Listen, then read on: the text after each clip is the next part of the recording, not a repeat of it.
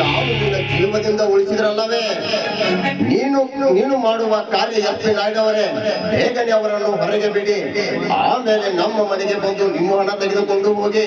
ಆಯ್ತು ಋಷಿ, ಅವ್ರನ್ನ ಹೊರಗೆ ಬಿಡಿ.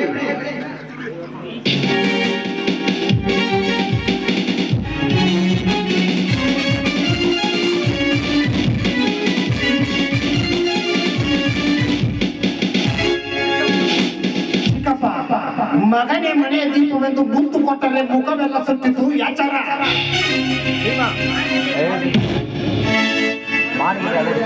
ಮಾನಗಿರಿ ಆಗುವುದಕ್ಕಿಂತ ಮುಂಚಿತವಾಗಿ ನನಗೆ ಅಪ್ಪಣೆ ಕೊಟ್ಟಿದ್ದಾರೆ.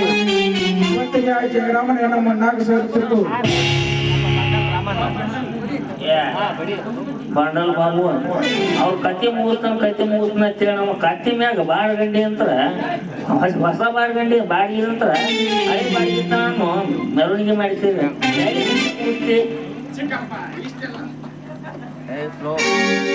ಚಿಕ್ಕಪ್ಪ, ಇಷ್ಟೆಲ್ಲ ನಮ್ಮ ಗುಟ್ಟು ಬಯಲಿಗೆ ಬಂದು ನಾವು ಕೈದಿಗಳಾಗಬೇಕಾದರೆ ಅದಕ್ಕೆಲ್ಲ ಅಭಿಸಮ್ಮತನೇ ಕಾರಣ. ನಿಮ್ಮ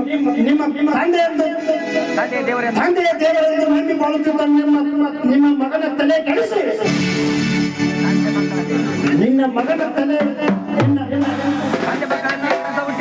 ತಂದೆ ಮಕ್ಕಳಲ್ಲಿ ವಿರಸ ಹುಟ್ಟಿಸಿ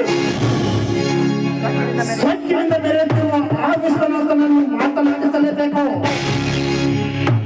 ವಿಶ್ವನಾಥನ ಮಾತನಾಡುವ ನಿನ್ನನ್ನು ಬೆಳೆಸಿದ್ದು ಕರ್ಮೇಂದ್ರ. ಸಮಯ ಬಂದಾಗ ಅವರೆಲ್ಲರನ್ನು ಸರ್ವನಾಶ ಮಾಡಿ ಅವರ ಆಸ್ತಿ ನಿನ್ನಂತೆ ಮಾಡಿ ಆ ಬಡ ಕಣ್ಣಿಯ ಕೈ ಹಿಡಿಸಬೇಕೆನ್ನುವ ನನ್ನ ಬಲವಾದ ಛಲ. ಜನಕ್ಕಾಗಿ ನೆಲವನ್ನು ಕಳೆದುಕೊಳ್ಳಬೇಡಿ. ಕಾನೂನಿನ ಕಾರ್ಯಕ್ರಮ ಬನ್ನಿ ತಿಳಿಸಿ ಹೇಳ್ತೀನಿ. ಋಷಿ ಡ್ಯೂಟಿ ಮಾತ್ರ ಕರೆಕ್ಟ್ ಆಗಿದೆ.